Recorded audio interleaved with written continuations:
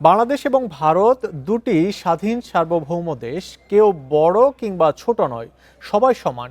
এর উপর ভিত্তি করেই সম্পর্ক এগিয়ে যাবে বলে জানিয়েছেন ভারতের হাইকমিশনার দীনেশ ত্রিবেদী।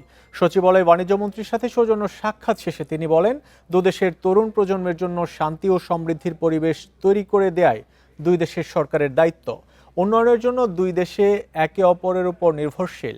এজন্য ডিপেন্ডেন্সি স্থায়ী সমাধান বলে জানান ত্রিবেদী। বলেন, পোশাক খাতে দুই দেশের জয়েন্ট ভেঞ্চার ম্যানুফ্যাকচারিং দরকার। এ সময় বাণিজ্যমন্ত্রী বলেন, চীনের পর দ্বিতীয় বৃহত্তম বাণিজ্যিক অংশীদার ভারত।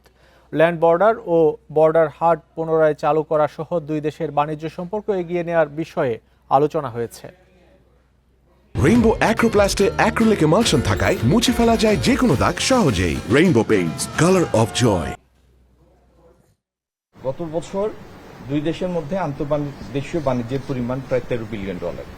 তার মানে ইকোনমিক কনসিডারেশন অনেক সময় অনেক কিছুকে ছাড়িয়ে যায়। দেখুন, দুদিকে আছে, একটা পলিটিক্যাল লেভেল ওইটা থাকবে, আর সবসময় আমি বলি যে ডেমোক্রেসিতে ইস্যু থাকবে, আর অন্য হচ্ছে মানুষের কি চায়, আর ওইটা হচ্ছে উন্নয়ন। উন্নয়ন ছাড়া কিছু হতে পারে না।